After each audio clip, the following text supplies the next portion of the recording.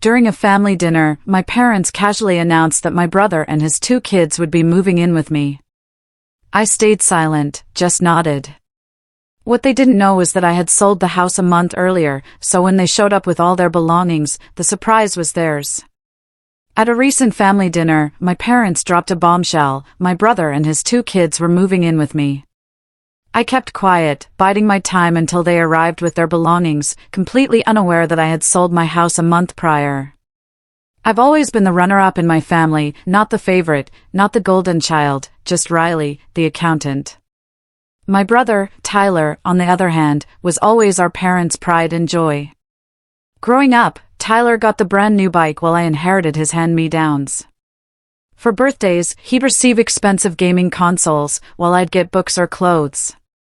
In high school, Mom and Dad attended every one of Tyler's football games, but only made it to one of my debate competitions, the finals, which I won, by the way. Even then, they spent half the time talking about how proud Tyler would have been. Grandpa's will was the final straw in a lifetime of favoritism.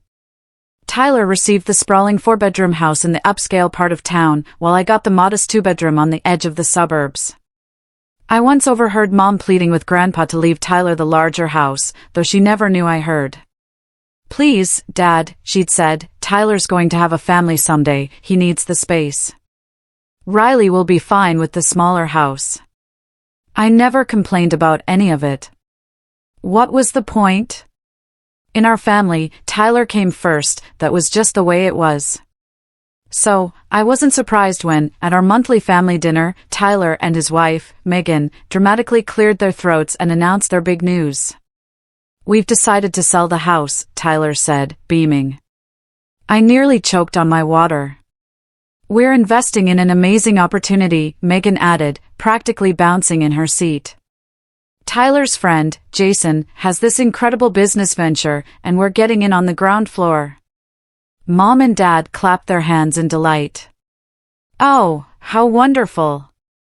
Mom exclaimed. "What kind of business venture?" I asked cautiously. "It's complicated," Tyler replied, waving his hand dismissively. "Jason's starting this tech platform that connects investors with startups. It's going to revolutionize the venture capital world. We're going to make so much money," Megan added. "Jason projects a 300% return in the first year alone." 300%?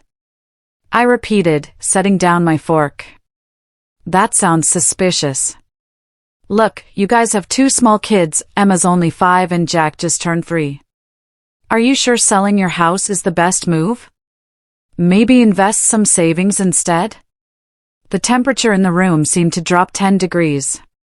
Megan snorted loudly, and Tyler gave me that condescending smile I'd known my entire life. "Riley," he said slowly, as if explaining to a child, "I know you mean well, but I studied finance at Westmore College. You're an accountant who took community college classes. I think I understand entrepreneurship a bit better than you do." I bit my tongue. What Tyler never mentioned was that he barely graduated from Westmore, while I graduated with honors and had been promoted twice in 5 years at my firm. "Besides," Tyler continued, "Grandpa gave me the bigger house for a reason. He always knew I had a better head for business. This is exactly the kind of opportunity he would have wanted me to seize." I could have told him right then that Grandpa had only given him the bigger house because Mom had practically begged him to. I could have pointed out that Grandpa, who built his modest wealth through careful saving and conservative investments, would have been horrified at the idea of Tyler selling his house to invest in some big tech venture. I could have mentioned that Jason had already cycled through 3 failed startups in the past 5 years. But why bother? Tyler was an adult. He and Megan had made their decision, and frankly, after a lifetime of playing second fiddle, I wasn't feeling particularly inclined to save him from himself. "You're right," I said instead, taking another sip of water. "It's your decision." Mom beamed at Tyler. "We're so proud of you for taking this leap," she said. "It takes courage to seize an opportunity like this." Dad nodded in agreement. "Your grandfather would be proud too." For the rest of dinner, Tyler and Megan talked about all the things they planned to do with their newfound wealth: travel the world, buy a vacation home, put the kids in private school. I stayed quiet, nodding and smiling when appropriate. Meanwhile, I mentally went through my renovation plans for my own small house. I'd been systematically updating it room by room, using money I'd saved from my boring accountant job. Last month, I'd finished the kitchen. Next up was the bathroom. 3 months after that fateful dinner, I was in my newly renovated bathroom, enjoying a hot shower under my rainfall showerhead, when my phone started buzzing incessantly. I ignored it at first, but after the 5th consecutive call, I reluctantly turned off the water and wrapped myself in a towel. 6 missed calls from Mom, not a good sign. I called her back immediately, water still dripping onto my bathroom floor. "Riley, thank goodness." Mom answered, her voice tense. "Can you come over?" It's about Tyler." An hour later, I pulled into my parents' driveway and immediately noticed something odd: a mountain of luggage and boxes piled on the front porch. Before I could even ring the doorbell, the door swung open, and I was nearly knocked over by Emma and Jack, who came barreling into my legs. "Auntie Riley!" Emma cried.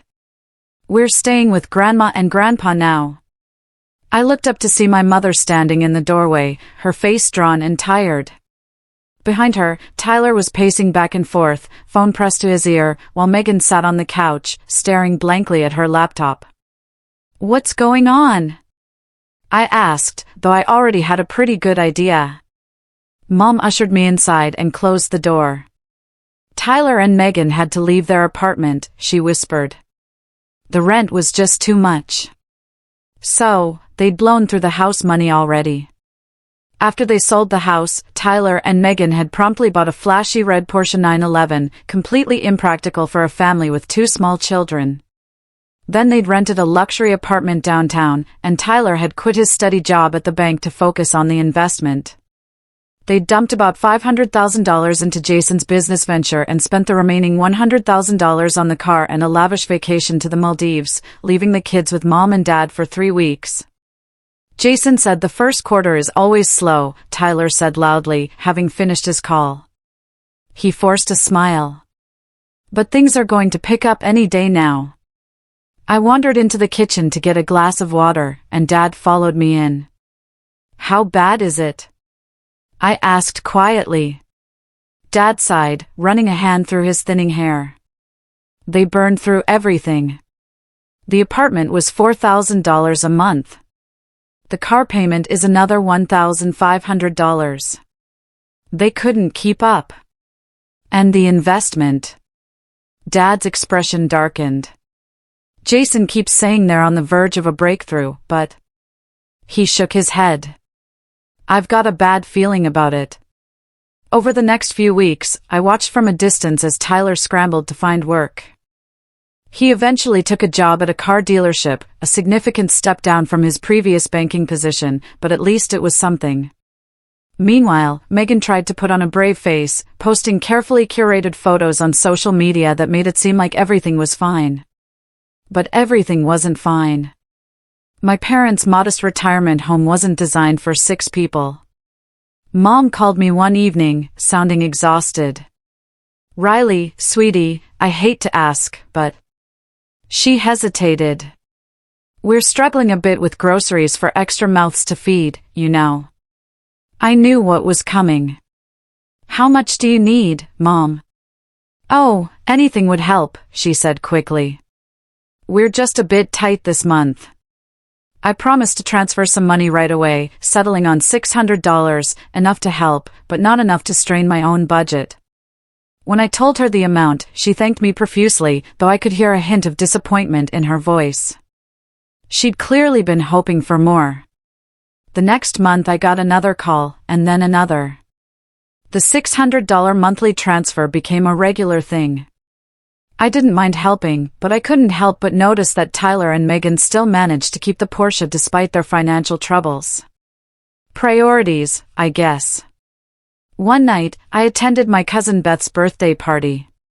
It was a welcome break from the family drama, or so I thought, until my Aunt Patty cornered me by the dessert table. Riley, dear, she whispered, glancing around to make sure no one was listening, how are you holding up with all this Tyler business? I shrugged. I'm just trying to help where I can. Aunt Patty leaned in closer. Well, you should know that your parents are at their wits' end. They love Tyler, of course, but having them all there, it's taking a toll. She took a sip of her wine. And between you and me, they've got a plan to fix things. Something in her tone made my stomach clench. What kind of plan? They want to move Tyler and his family into your house, she said bluntly. Your mom thinks it makes perfect sense since you live alone in a 2-bedroom. I nearly dropped my plate. What? They're saying it would just be for a few months, but... Aunt Patty shook her head. Sheila told me they're hoping you'll eventually just move out, let Tyler have the place. I stood there, frozen, as Aunt Patty squeezed my arm sympathetically. I thought you should know. It didn't seem right, them plotting behind your back. The party continued around me, but I barely noticed. All I could think about was the audacity of it all. They weren't just planning to ask me to take in Tyler's family, they were planning to push me out of my own home. As I drove home that night, my mind was racing. I knew what was coming, the guilt trips, the family pressure, the inevitable it's just temporary that would somehow become permanent. And once Tyler and his family moved in, I'd be expected to pay the bills, clean up after them, and eventually give up my own space entirely. No. Not this time. I wasn't going to let them take advantage of me again. When I got home, I poured myself a glass of wine and sat at my kitchen table, thinking. By the time the glass was empty, I had a plan. The next morning, I walked into my boss Dave's office without an appointment. He looked up from his computer, surprised. Riley, everything okay? Remember that accounting position at the Pittsburgh branch? I asked, not bothering with small talk. Is it still open? I want the job. Dave leaned back in his chair, studying me. That's a senior position, Riley. More responsibility, different environment. It's a big move. I'm ready for it, I said. I've been here 5 years. I've consistently exceeded my targets. My performance reviews are excellent. I'm qualified. Dave nodded thoughtfully. Well, I can't say I want to lose you here, but... He smiled. You'd be great for the position. Let me make a few calls. He paused. The position starts in 4 weeks. Is that enough time for you to get your affairs in order? Perfect, I said, already mentally calculating my next steps. As soon as I left Dave's office, I called my friend Jenna, who worked as a realtor. I need to sell my house, I said without preamble. As quickly as possible. Well, your place is in a good neighborhood, and you've done those nice renovations, she thought for a moment. If we price it aggressively, we could probably get offers within a week. But Riley, are you sure about this? Never been more sure of anything in my life, I said firmly. The next 2 weeks were a whirlwind. Jenna worked her magic, and we had 3 competing offers within 5 days of listing. I accepted the highest one, $285,000, which was $45,000 more than I'd paid for it 4 years ago. Not bad for a small house. Meanwhile, I researched apartments in Pittsburgh, focusing on areas close to the company branch. Real estate was cheaper there than in my current city, and I found a beautiful 1-bedroom in a modern building with a gym and rooftop terrace for $220,000. I made an offer immediately and started the purchasing process. Through it all, I told no one in my family what I was doing. Mom called twice, once to thank me for the monthly money transfer, and once to casually ask if I'd be free for dinner next Saturday. We have some things we want to discuss with you, she said, trying to sound nonchalant. Sure, Mom, I replied, equally casual. I'll be there. I arranged for a moving company to pack and transport most of my belongings to a storage facility in Pittsburgh, scheduled for the day before the family dinner. I kept only what would fit in 2 suitcases, enough clothes for a couple of weeks, my laptop, and a few personal items. The day after the movers left, I checked into a modest hostel downtown. It felt strange sleeping in a twin bed with strangers in the room, but it was only temporary, just 3 more days until I flew to Pittsburgh. Saturday evening arrived, and I drove to my parents' house for the last time. I parked a block away, not wanting my packed car to give anything away. As I walked up the familiar path to the front door, I took a deep breath. This was it, the confrontation I'd been avoiding my whole life. Mom answered the door with a tight smile. "Riley, good, you're here. We're just about to serve dinner." Inside, the atmosphere was strained. Dad sat at the head of the table, looking uncomfortable. Tyler and Megan were there too, both wearing expressions that were attempting to be pleasant but came across as smug. The kids were nowhere to be seen. We exchanged a few empty phrases. Finally, Mom set down her fork. "Riley, honey, we wanted to talk to you about your house." "What about it?" I asked innocently. "Well," Mom continued, her voice taking on that persuasive tone she'd used my entire life whenever she wanted me to give something up for Tyler's benefit, "Your father and I have been thinking it might make sense for Tyler and his family to stay with you for a little while, just until they get back on their feet." I looked at Tyler, who was studying his plate. Megan was watching me, a hint of challenge in her eyes. "For how long?" I asked, knowing full well what the answer would be. Tyler shrugged. "Not sure yet. Things are starting to look up with the investment, though. Jason says we're due for a big breakthrough any day now." I had to suppress a laugh. 3 months later, and he was still clinging to that fantasy.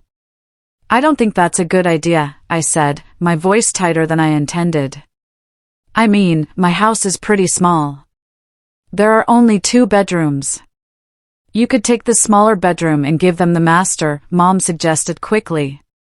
"Or maybe you could stay with a friend for a bit, just until things settle down." I opened my mouth to argue further, then caught myself. What was the point? In a few days, I'd be gone, and this would all be moot. Better to let them think they'd won for now. I sighed heavily, shoulders slumping in what I hoped looked like defeat. "Fine," I said flatly. "When are they planning to move in?" Mom looked surprised, clearly having expected more resistance.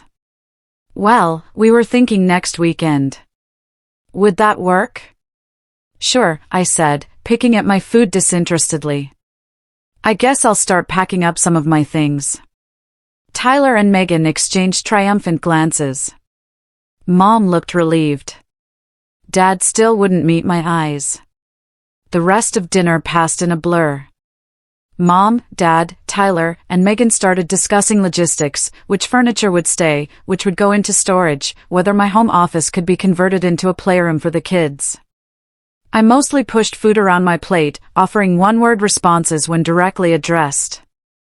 After dessert, I stood up. I should get going. Lots to do if I'm moving out next weekend. As I walked to the door, I heard them continue their conversation, voices dropping to hushed tones but still audible. "I told you she'd agree," Mom was saying. "Riley's always been reasonable." "Should we help her pack her stuff?" Dad asked. "No need," Megan replied. "Most of it can just stay in the garage. It's not like she has anything valuable." "We'll need to get a new couch," Tyler added. "That old thing she has kills my back."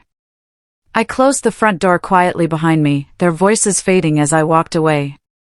They'd already forgotten I was there, already planning how to take over my space, erase my presence, replace my things with theirs. But little did they know, there would be nothing for them to take over.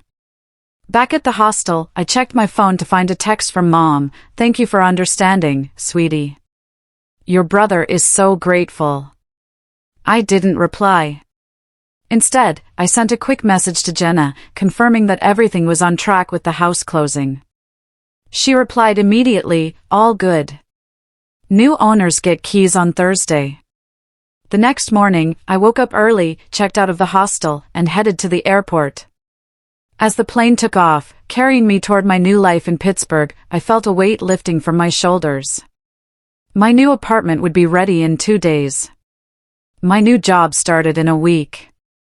I had about $65,000 left from the house sale after buying the apartment, which I planned to invest conservatively, of course, unlike some people I knew. My first week in Pittsburgh passed in a pleasant blur. I settled into my new apartment, a sleek one-bedroom with floor-to-ceiling windows and a view of the city skyline. The neighborhood was vibrant, full of small cafes and boutiques. My new job came with a corner office and a 15% raise. Everything was going perfectly until Thursday evening, exactly 1 week after I'd left town.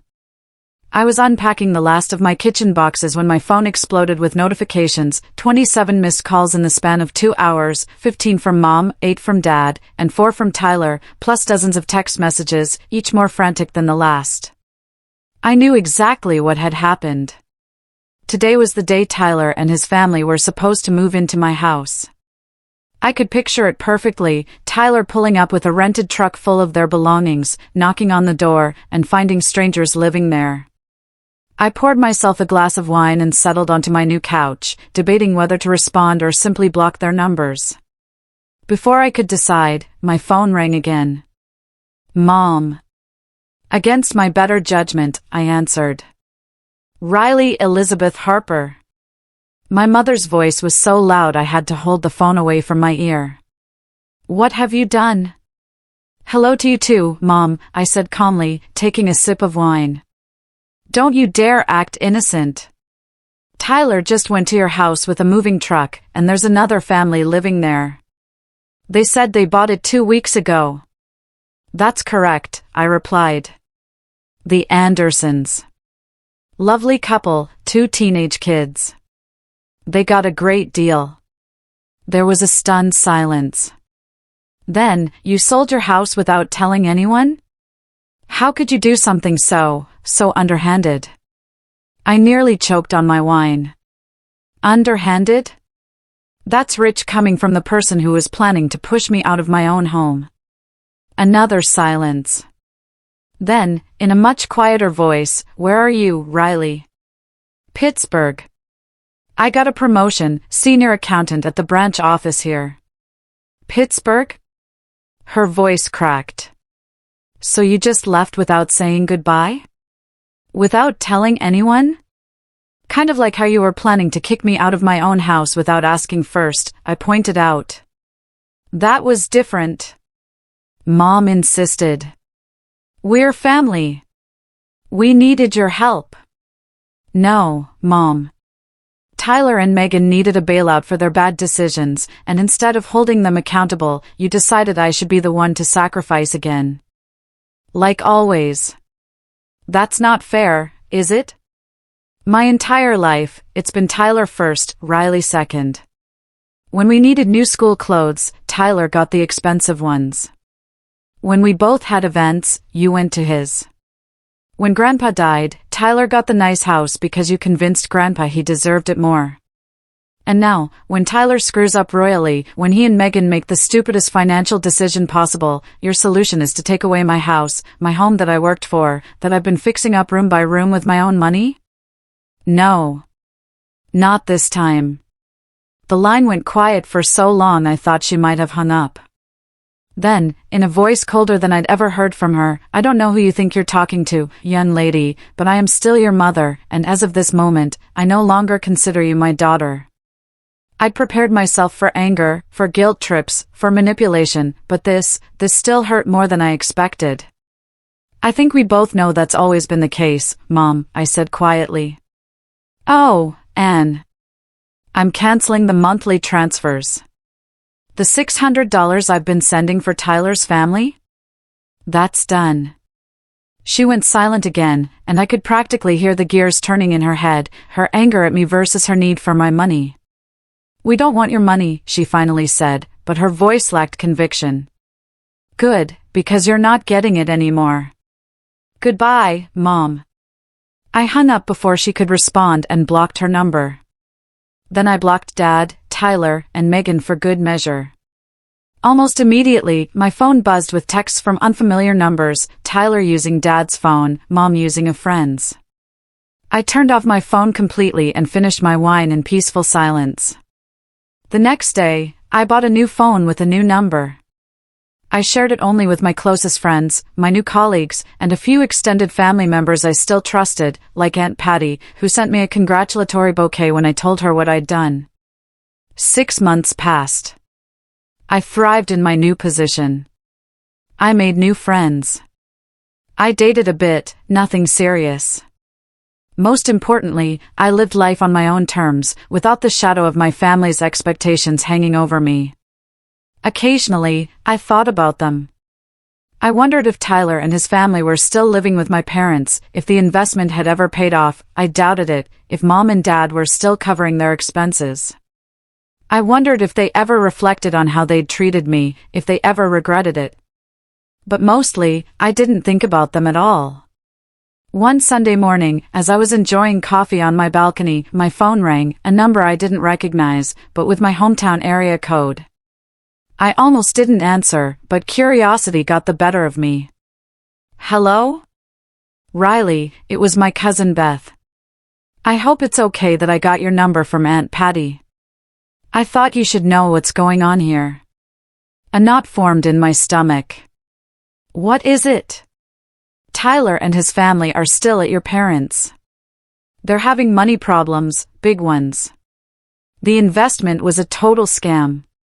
Jason took off with everyone's money months ago. Can't say I'm surprised, I murmured. Yeah, well, your parents are struggling too. They're behind on bills because they're supporting 4 extra people. Your dad had to come out of retirement to work part-time at the hardware store. I said nothing, waiting for the guilt trip, the plea for me to send money again. But Beth surprised me. I'm not telling you this because I think you should help, she said quickly. Actually, the opposite. Everyone in the family is talking about how you were the smart one, getting out when you did. Even your mom has admitted privately to my mom that they shouldn't have tried to take your house. After we hung up, I sat on my balcony for a long time, watching the city below. I felt no satisfaction in my family's struggles, but no guilt either. They had made their choices. I had made mine. For the first time in my life, I had chosen myself, and I would never go back to being second best again.